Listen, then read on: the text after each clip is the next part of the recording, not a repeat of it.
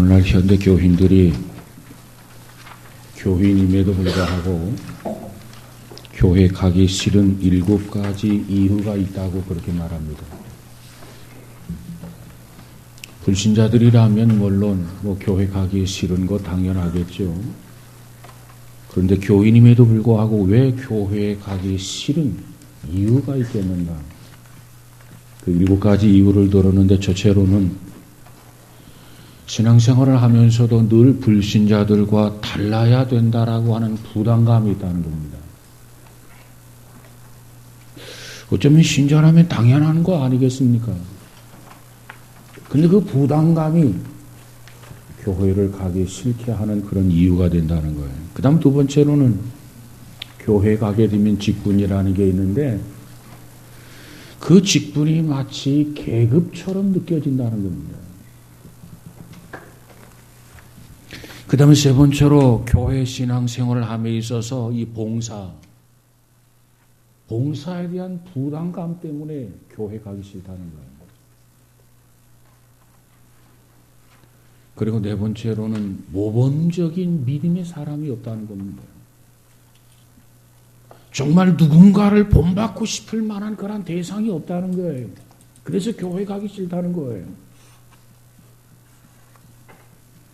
그 다음 다섯 번째로는 주일날 이날만이라도 좀 잠을 더 자고 싶어가지고 교회 가기 싫다는 거예요. 그 다음 여섯 번째로 교회 가면 꼭 꼴 보기 싫은 사람이 있다는 거예요. 그 꼴 보기가 싫어서 교회 가기가 싫다는 거예요. 그리고 마지막 7번째로는 헌금하는 것이 부담스러워서 교회 가기가 싫다. 여러분은 어떻습니까? 여기에 공감하십니까? 아니, 이런 부분들을 이미 여러분은 극복을 하셨습니까?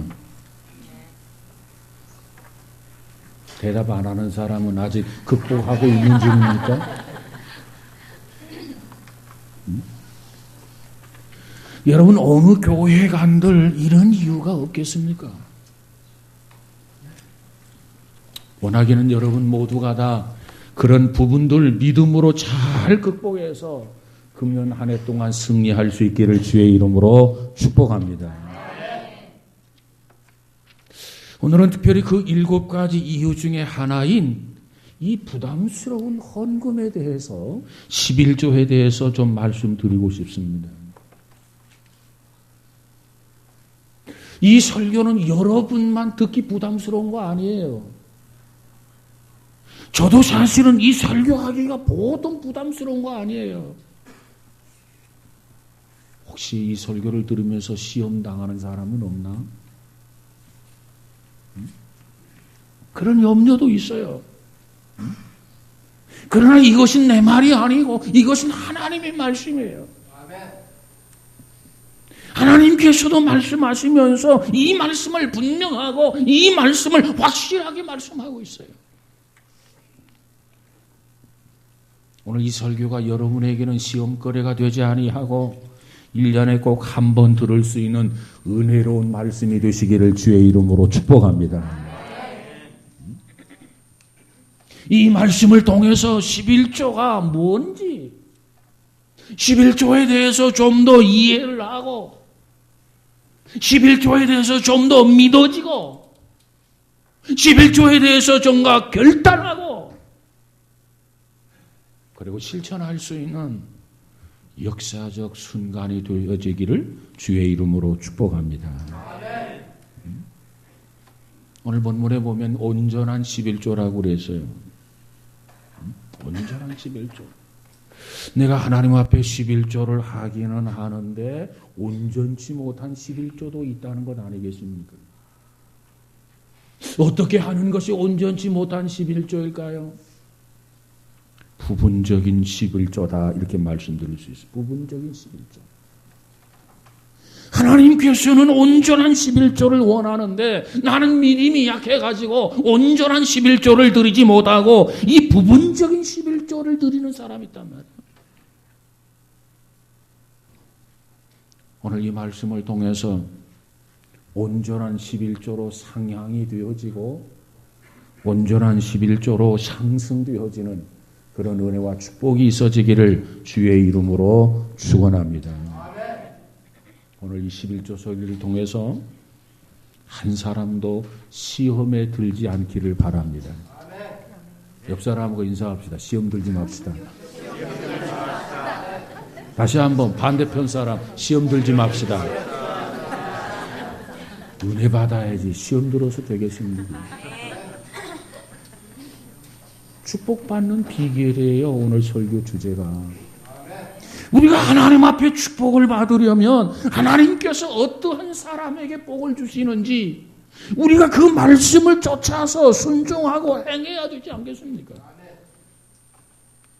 혹시 내 마음속에 말씀은 순종하지 아니하고 축복만 받고자 원한다면 뭐라고 할까요? 건강한 생각입니까? 아니요. 병든 거예요. 치료받아야 할 부분이란 말이에요. 오늘 이 설교로 시험당하지 아니하고 시험받지 아니하고 기쁨이 되고 감사가 되고 감격이 되고 축복이 되어지기를 주의 이름으로 축원합니다. 하나님은 11조를 통해서 우리에게 복을 주신다고 말씀하고 있어요. 복의 근원이신 하나님이 이렇게 말씀하셨어요. 오늘 본문 10절에 보니까 만군의 여호와가 이르노라 너희의 온전한 11조를 창고에 들여 나의 집에 양식이 있게 하고 그것으로 나를 시험하여 내가 하늘문을 열고 너희에게 복을 쌓을 곳이 없도록 붙지 아니하나 보라 그랬어요. 우리가 당연히 하나님 앞에 11조를 드려야 되고 하나님 앞에 헌물을 드려야 됩니다. 이건 신자로서의 의무예요. 의무. 그 의무를 우리가 이행해야 되는데 그 의무를 우리가 이행하지 못하면 그건 뭐냐? 하나님의 소유를 약탈하는 거예요. 약탈하는 것. 우리가 하나님 앞에 온전한 11조를 드리게 되면 그것으로 인하여 우리가 하나님 앞에 축복을 받고 은혜를 받을 수가 있는데 온전한 11조를 하나님 앞에 드리지 아니하면은 악의적으로 하나님의 말씀을 거스리고 불순종하고 순행하지 아니하면 은혜와 축복이 아니라 하나님의 징계와 저주를 초래한다는 겁니다.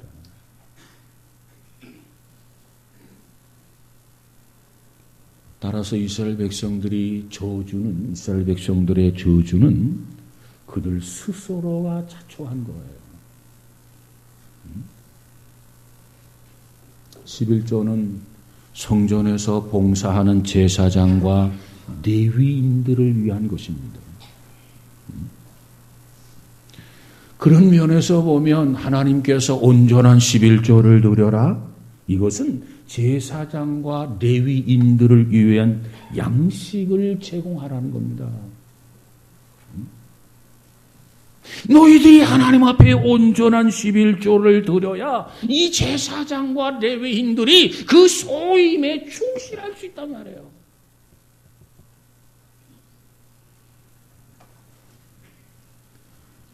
실제로 느헤미야 개혁 이전에 11조의 의무가 제대로 이행되지를 못했어요. 이스라엘 백성들이 하나님 앞에 온전한 11조를 드리지를 못했어요. 그렇게 되니까 어떻게 되었느냐? 성전에서 봉사하던 많은 레위인들이 그 직을 버리고 다 가버렸어요. 11조를 온전히 드려야 제사장들이 레위인들이 자기의 위치를 지키면서 성전을 위해서 봉사하는데 11조가 안 들어온단 말이에요. 그래서 하나님께서 뭐라고 말합니까? 그래, 나를 시험해 보라는 말씀을 해요. 너희들이 나에게 온전한 11조를 드려서 나를 시험해 보라. 내가 너희들에게 하늘문을 열고 복을 쌓을 곳이 없도록 붙지 아니하나 보라 그 말이에요. 너희들이 온전한 11조를 함에도 불구하고 내가 너희들에게 부요하고 너희에게 풍족하도록 내가 너희들에게 쌓아주지 않는다고 한다면 나를 사기꾼으로 여기라 그 말 아닙니까?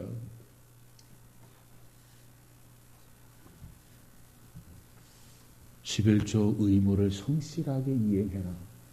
그리하면 내가 분명하고 확실하게 내가 너희들에게 보상을 해주마. 하나님의 말씀이에요. 아멘. 오늘 이 말씀에 보니까 하늘문이라는 용어가 나오지요.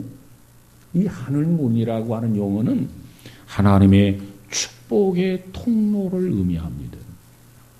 내가 온전한 11조를 하나님 앞에 드리면은 축복의 통로를 활짝 열겠다 그 말이에요. 내가 온전한 11조를 드리지 못하면 축복의 통로를 막아버리겠다 그 말이에요. 그리고 쌓을 곳이 없도록 붙지 아니하나 보라. 여러분 여기서 쌓을 곳이 없도록 그 뜻이 무슨 의미입니까? 요구가 없어질 때까지 하나님 이만큼 축복해 주세요. 거기에 가득 채워주겠다는 거죠. 충만하게 넘치게 해주겠다는 겁니다.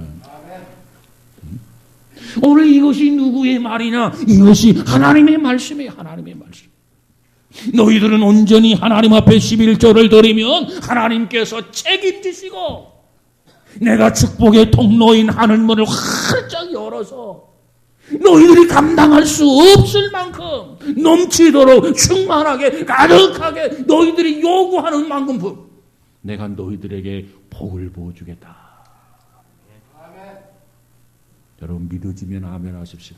아멘. 이게 사람의 말이 아니에요. 우리의 생사를 주관하시는 하나님의 엄히 말씀하시는 말씀이란 말이에요. 제 칼슨 목사는 이런 말을 했어요. 사명을 잃은 교회는 축복이 원망으로 보일 때가 있다. 사명을 잃은 교회. 사명을 잃은 교회는 축복이 원망으로 보일 때가 있다. 오늘 우리 가운데도 이렇게 말하는 사람이 있어요. 왜 우리 교회는 일이 많지? 왜 우리는 우리 주변에 섬겨할 대상이 많지? 왜 이렇게 우리 주변에는 구제할 사람이 많지?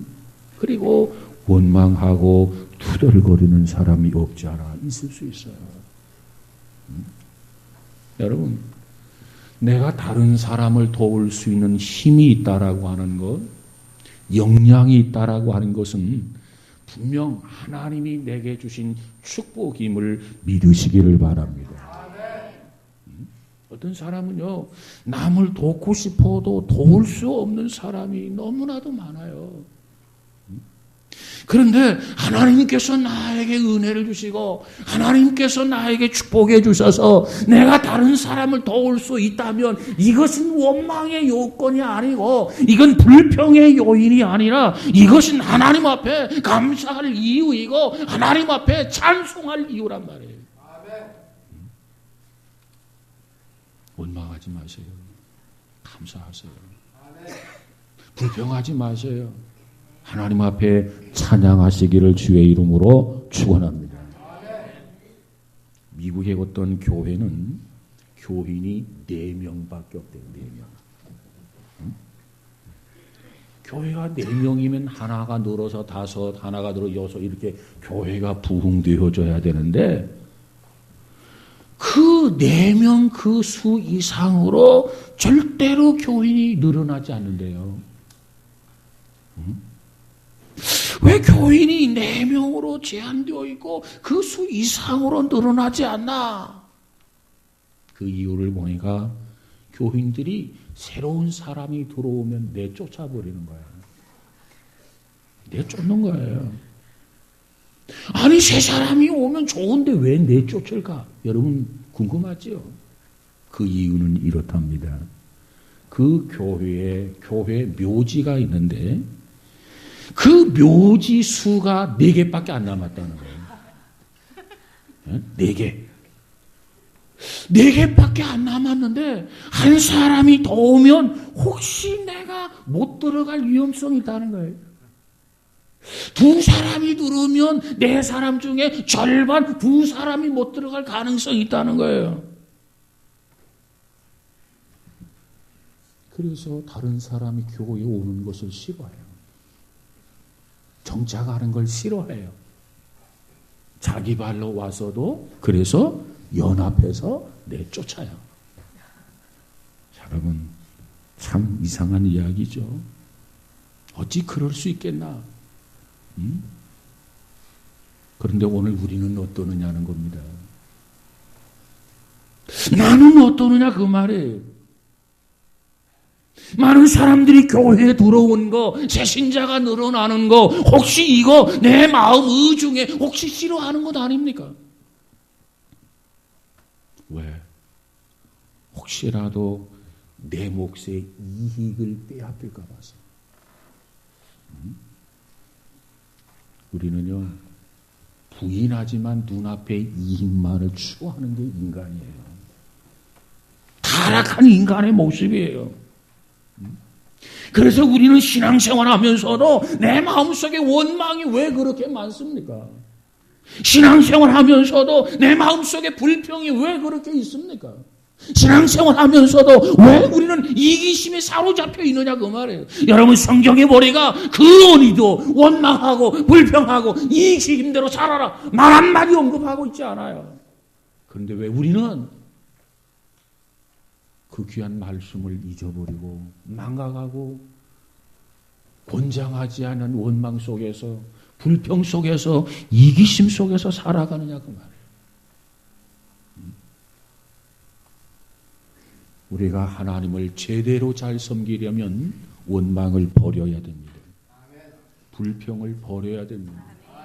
이기심을 버리면 제대로 신앙생활을 할 수 있어요. 이처럼 이기심을 버리고 원망을 버리고 불평을 버리면 내 마음속에 없던 감사가 생겨나요. 진정한 섬김의 삶을 살아갈 수 있게 됩니다. 여러분, 우리 모두가 다 하나님의 말씀대로 온전한 11조를 드림으로 해서 감사하고 헌신하며 살아갈 수 있는 귀한 성도가 되시기를 주의 이름으로 축복합니다. 사람의 것을 떼어먹고 사람의 것을 도둑질하는 거, 이것도 부끄러운 것 아닙니까?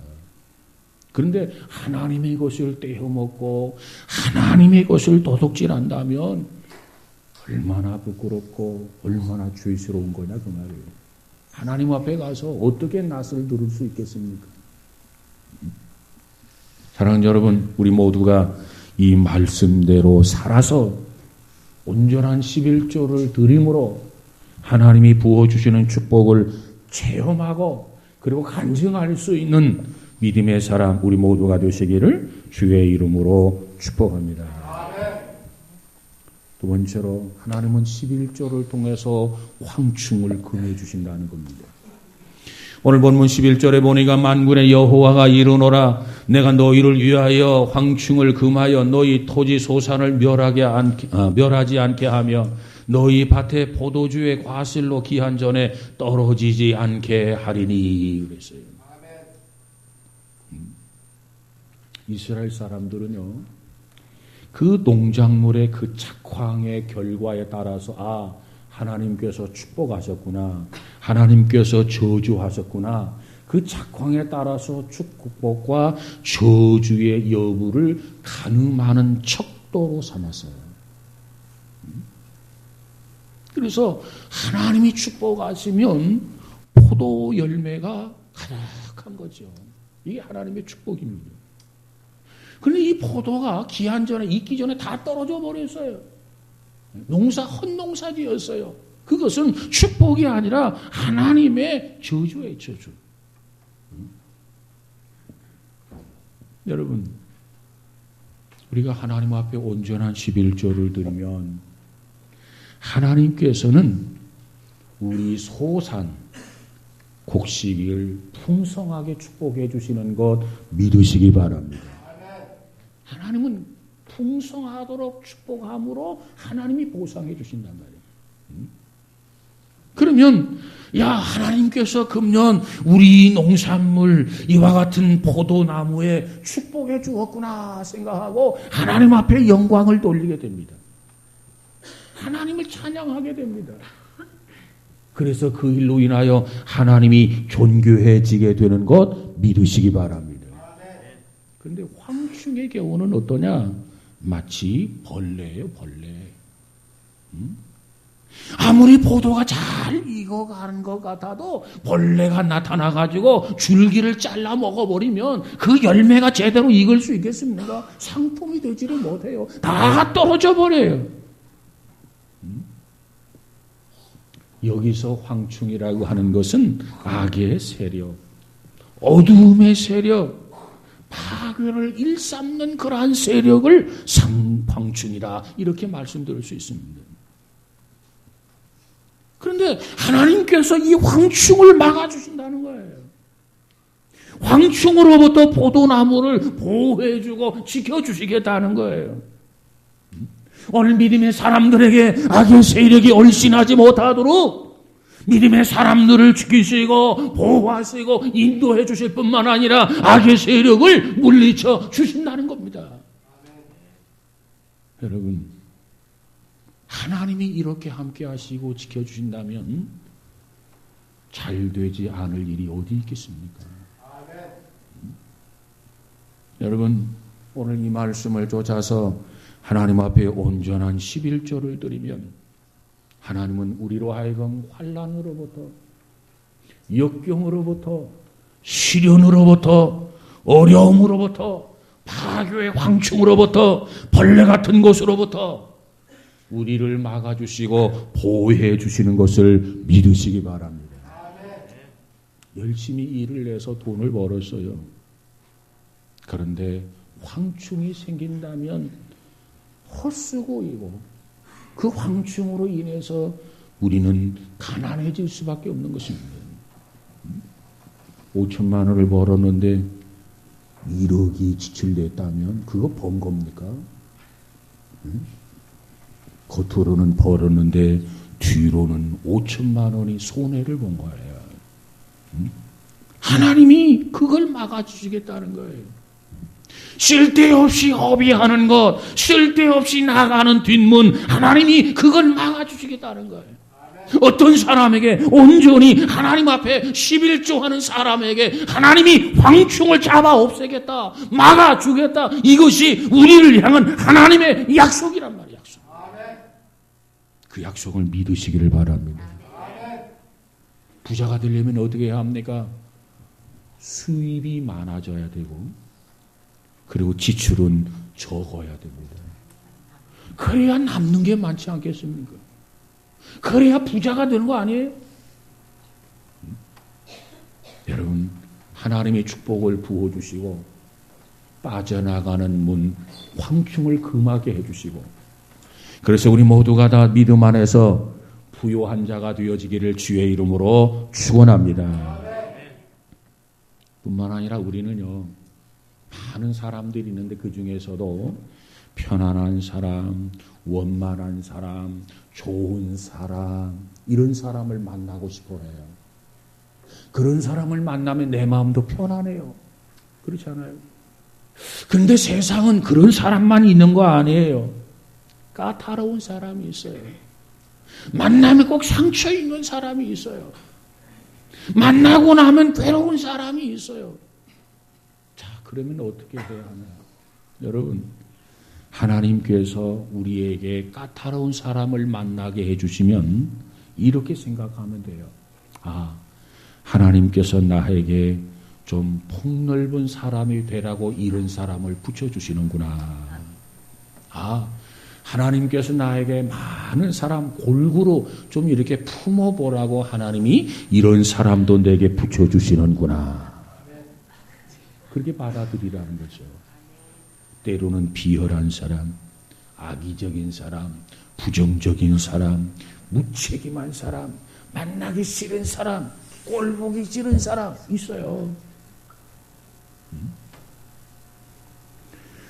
그러면 그 사람을 통해서 내가 변화되고 그 사람을 통해서 내가 새로워지게 되고 그 사람을 통해서 폭넓어지는 사람이 되는 줄로 믿습니다. 성경에 보면 이런 방식으로 훈련시킨 한 대상이 있어요. 그게 누구냐? 야곱이라고 하는 사람입니다. 이 야곱은 점처럼 달라질 줄을 몰라요. 이 야곱은 점처럼 변화될 줄을 몰라요. 그래서 하나님께서 야곱을 향해서 저를 변화시켜서 내가 저에게 복을 줘야 되겠는데 점처럼 달라지고 변화되지 아니하니까 하나님께서 마지막 내밀어 쓰신 카드가 있어요. 카드가. 그게 뭐냐?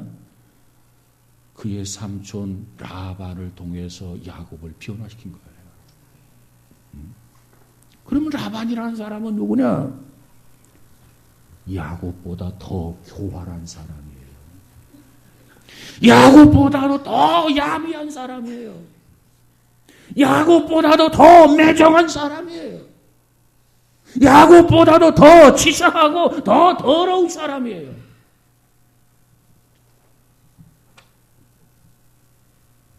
그런데 야곱이 그런 라반 삼촌을 만나고 나서 야곱이 달라지는 것 아닙니까? 그럼 라반은 어떤 사람이냐? 돈밖에 모르는 사람이에요. 딸을 팔아먹는 지독한 사기꾼이에요. 사기꾼. 야곱이 라헬을 사랑합니다. 그랬더니 라반이 좋다. 그러면 내가 너 라헬을 네 신부감으로 줄 테니까 7년 동안만 열심히 일을 해라. 그랬더니 야곱이 라헬을 사랑함으로 해서 알았습니다. 열심히 7년 동안 일을 했어요. 그리고 첫날 밤을 맞게 됩니다. 그러면 야곱이 사랑했던 라헬, 삼촌 라반과 약속한 대로 라헬이 첫날 밤에 그 숙소에 들어가야 되는 거 아니겠습니까? 캄캄한 밤에 잠을 자고 아침에 일어나 보니까 사랑했던 라헬이 아니라 사랑하지 않았던 레아가 침실에 들어와 있는 거예요. 야곱이 깜짝 놀랐어요. 그리고 삼촌을 찾아가요. 아니 삼촌 어떻게 이럴 수 있습니까? 약속을 어깁니까? 내가 지난 7년 동안 열심히 일한 것은 나이를 얻기 위함이 아니었습니까? 계약의 조건이 다르지 않습니까? 그랬더니 라반은 눈 하나 끔찍하지 아니하고 그래? 네가 그렇게 나이를 좋아한단 말이냐? 사랑한단 말이냐? 그러면 앞으로 7년 동안 더 일해라. 그래서 야곱은 꼼짝없이 라헬을 사랑하기 때문에 7년 동안 더 일을 하지 않습니까? 그리고 야곱에게 품삯을 주는데 10번이나 반복해서 뒤집었던 사람이 라반이었습니다. 지독한 사람이에요. 아니 어찌 하늘 아래 두 사람도 없을 것 같아. 이 한 사람 라반, 이 라반이 누구를 만나느냐? 야곱을 만나서. 그래서 그 야곱보다 더 지독했던 라반을 통해서 야곱이 완전히 달라지게 됩니다. 여러분이 세상을 살면서 험난한 사람을 만나고 힘든 사람을 만나서 고통을 당할 때가 있을 것입니다. 그때마다 힘들다, 견디기 어렵다 그렇게 생각하지 마세요. 하나님이 그를 나에게 보내신 것은 나를 변화시키시는 하나님의 뜻이구나. 내 스스로 달라지고 내 스스로 변화되고 내 스스로 새로워져야 되는데 내가 달라지지 아니하니까 하나님께서 이 사람을 나에게 붙여주셔서 나를 변화시키려 하시고 있구나. 그렇게 믿음으로 받아들이시길 바랍니다. 그러면 어떤 환난도 역경도 여러분에게 유익함이 있을 줄로 믿습니다. 그 고난을 통해서, 그 환난을 통해서, 그 어려움을 통과하면서 나는 강한 사람이 되고 온전한 사람이 되고 하나님 앞에 축복을 받게 되는 줄로 믿습니다. 여러분, 우리가 하나님 앞에 이처럼 온전한 11조를 기쁨으로 드리게 될 때 하나님께서는 나반과 같은 인간 황충을 막아주실 줄로 믿습니다. 견디게 해주실 줄로 믿습니다. 극복하게 해주실 줄로 믿습니다. 선을 이루게 해주실 줄로 믿습니다. 뿐만 아니라 갖가지 질병, 사고, 각종의 지출을 황충으로 보는데 그걸 막아주신다고 합니다.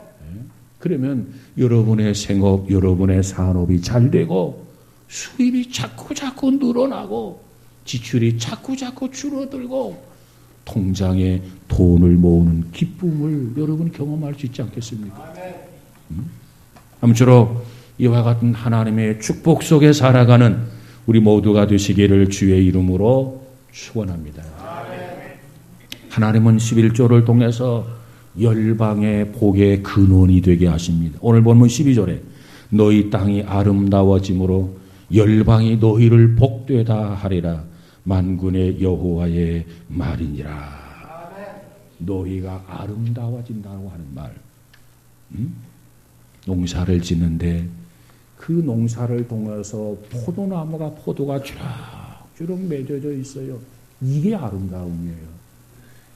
포도 열매가 맺어야 되는데 포도 열매가 하나도 없네. 여러분, 그 모습이 아름다운 모습입니까? 아니란 말이죠. 우리가 하나님 앞에 온전한 11조를 드리면 하나님께서 우리의 소원이 이루어지도록 축복해 주시는 것 믿으시기 바랍니다. 그래서 누가 보더라도 야, 저 사람 참 아름답다. 성공한 사람이다. 행복한 사람이다. 부럽다. 존경한다. 이렇게 칭찬받는 사람이 될 수 있단 말이에요. 성경은 우리를 높여주실 것을 약속해 주고 계시고 우리를 별처럼 빛나게 해주실 것을 약속해 주고 계시고 누가? 하나님이 우리를 높여주신다면 하나님이 우리를 별처럼 빛나게 해주신다면 누가 감히 이것을 막을 수 있겠습니까? 하나님이 하시는데 막을 수 없어요. 영국에 불행했던 한 영국 소년이 있었습니다. 그는 그의 가정이 항상 중환자실 같았다 이렇게 이야기합니다. 자기 집안이 항상 중환자실 같았다. 자기 가정이 어떠했기에 중환자실 같았다고 그렇게 말하느냐. 그의 아버지는 중풍병으로 몸을 움직일 수가 없어요. 중풍병도 몸을 움직이는 사람도 있고 중병에 따라서 그렇잖아요. 그런데 그의 아버지는 움직일 수조차 없었다는 겁니다. 그리고 그의 어머니는 폐결핵으로 밤마다 컬럭컬럭 잠을 못 자고 기침으로 계속해서 밤을 새운다는 거죠. 그렇다고 한다면 소년은 희망이 없지요. 절망적 상황 아니겠습니까? 아버지가 아프면 어머니라도 건강해야 되고 어머니가 아프면 아버지라도 건강해야 되는데 아버지는 아버지대로 어머니는 어머니대로 그 가운데 이 소년이 무슨 희망이 있겠습니까? 그런데 어느 날부터 마음에 다짐을 해요. 무슨 다짐을 하느냐? 나는 거부가 되겠다.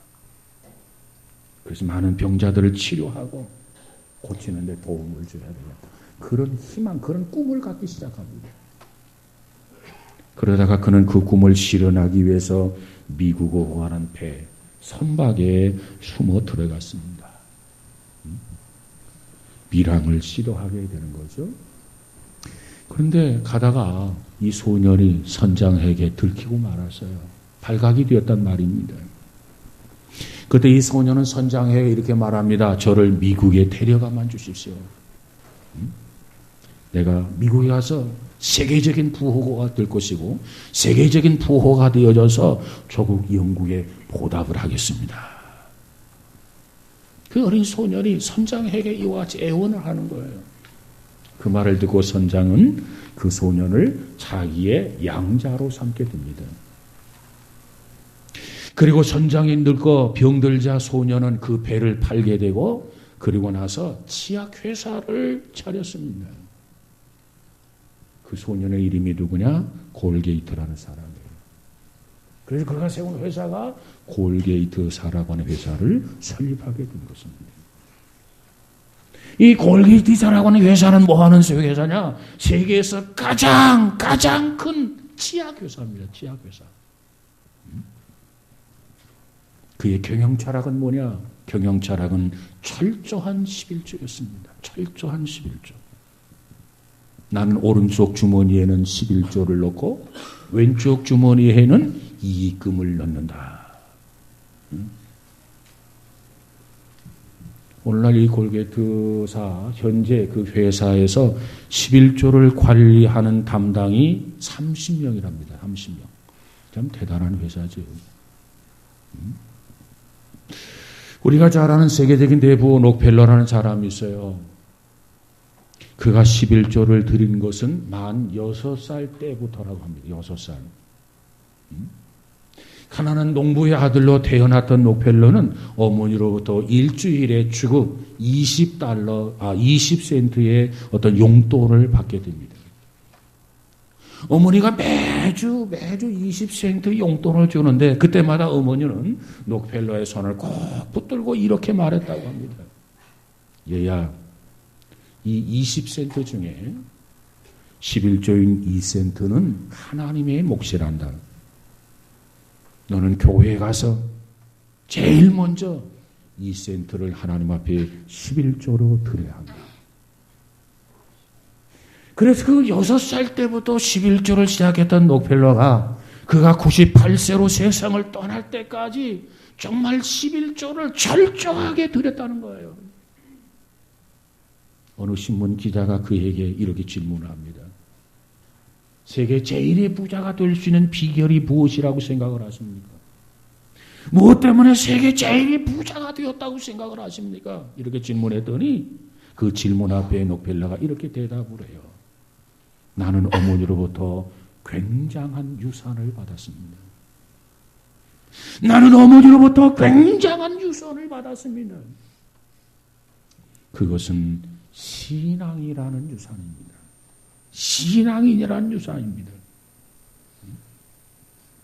나는 내 사업에 대한 모든 비전을 기도 중에 얻었고 11조로 보답하며 지금까지 살았습니다. 참 대단한 이야기예요. 나는 어머니로부터 굉장한 유산을 받았는데 그 유산은 다른 게 아니고 신앙이라는 유산입니다. 그 유산을 받아서 내가 사업을 하면서 사업의 모든 아이템, 모든 비전은 내가 하나님 앞에 기도하면서 얻었고 그리고 11조로 하나님 앞에 보답하며 살아왔습니다. 여러분 그렇습니다. 부모가 남기는 유산, 먼저 재물이 있을 수 있죠. 그 재물을 가지고 형제간에 얼마나 참 살벌하고 형제간의 우애를 끊는 경우가 얼마나 많습니까? 재물을 남기는 건 위험한 거예요.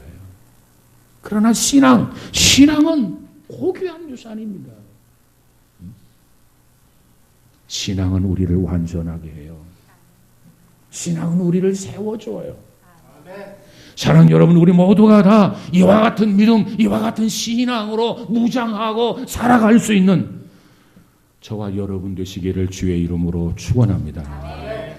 신앙을 유산으로 남기자. 맨소레담이라고 하는 약을 발명한 하이드라고 하는 사람이 있는데 그는 예수 이름을 참 진실하게 믿었던 진실한 크리스찬입니다. 그가 처음 이 약을 팔 때 이익의 11조를 하나님 앞에 드리기를 시작합니다. 근데 약이 엄청나게 팔려나가는 거예요. 그래서 12조, 13조, 14조, 15조, 16조, 10의 7조, 10의 8조, 10의 9조까지 드립니다. 하나님께 10의 9조를 드렸다는 거예요. 그리고 뿐만 아니라 자기 몫인 10의 1을 가지고 이 돈을 다 쓰는 게 아니고 정말 필요한 데만 쓰고 나머지는 직원들의 복지와 후생을 위해서 몽땅 썼다는 거예요. 대단한 사람이죠. 그러니까 하나님께서 그들에게 물질을 맡기는 것입니다. 여러분, 오늘 우리에게도 이와 같은 은혜, 이와 같은 축복이 있어지기를 주의 이름으로 축복합니다. 그래서 우리 중에, 우리의 후손 중에 노펠러 같은, 하이드 같은, 골게이트 같은 그런 인물들이 우후죽순으로 좀 나왔으면 좋겠어요. 여러분과 여러분의 후손들이 이런 축복 속에 살아가는 귀한 은혜가 있어지기를 주의 이름으로 축원합니다. 여러분이 하나님 앞에 온전한 11조를 드려서 이처럼 복을 받는 거 주변의 사람들이 본단 말이에요. 야, 저 사람 참 복을 많이 받았다. 아니, 저 사람이 어떻게 저렇게 복을 받았지? 야, 저 사람은 하나님을 믿고 하나님 앞에 11조를 온전히 드림으로 하나님이 부어주시고 모든 사람들에게 복의 근원이 되게 하셨다. 그래. 그러면서 사람들이 부러워하고 사람들이 존경하고 사람들이 흠모할 수 있는 그런 믿음의 성도 우리 모두가 다 되시기를 주의 이름으로 축원합니다. 사랑하는 여러분, 오늘 21조 설교를 통해서 시험을 받지 않으셨습니까? 은혜를 받으셨습니까? 오히려 복이 되시기를 주의 이름으로 축복합니다. 11조의 축복의 약속은요, 하나님께서 자신 있게 하는 약속이에요. 하나님의 강한 축복이에요. 축복받는 비결을 내가 말하지 않을 수 없어요. 부담스럽지만 해야 되고, 이 설교를 통해서 여러분이 2015년 이 한 해 더 부요해지고 풍족해지는 축복이 있어지기를 주의 이름으로 축원합니다. 11조를 통해서 하나님 복을 부어주신다. 축복의 통로, 막혔던 통로를 활짝 열고 네가 쌓을 곳이 없도록 내가 부어주겠다. 아무리 부어줘도 병원에 가서 허비하고 벌레가 나와서 잘라먹고 그저 두르는 것보다 나가는 게 많고 전대가 구멍이 뚫려 있다고 한다면 소용없어요. 그걸 다 막아줘야 돼. 부어주시고 막아주시는 하나님이에요. 그래서 좋은 결과를 놓고 많은 사람들이 부러워하고 많은 사람들이 흠모하고 많은 사람들이 존경하는 그와 같은 축복 속에 살아가는 우리 모두가 다 되시기를 주의 이름으로 축원합니다. 기도합니다. 거룩하신 하나님 감사합니다. 오늘 주께서 주신 말씀을 다시 한번 깊이 묵상하고 상고하기를 원합니다. 하나님께서 나를 시험하여 보라. 내가 너희들에게 축복 하나 하지 않나 한번 테스트해봐라. 주여, 이 말씀을 쫓아서 금년 한 해 우리 모두가 다 새롭게 결단하게 하시고 온전한 11조를 하나님 앞에 드리게 하옵소서. 온전하지 못한 11조를 드렸다면 이제 다시 결단하게 하시고 하나님 오시기에 온전한 11조를 드리게 하여 주옵소서. 1년 동안 잔병치레하지 않게 하시고 고난이나 역경, 시련, 환난이 없게 하시고 하나님께서 지켜주시고 보호하여 주시옵소서. 그래서 무엇보다도 정말 하나님 앞에 축복을 받은 것을 모든 사람이 지켜보고 증인이 되고 간증하고 부러워하고 존경하는 믿음의 사람 되어지게 하옵소서. 금년 한 해 이와 같은 은혜, 이와 같은 축복을 주실 줄로 믿습니다. 예수님 이름으로 기도하옵나이다. 아멘.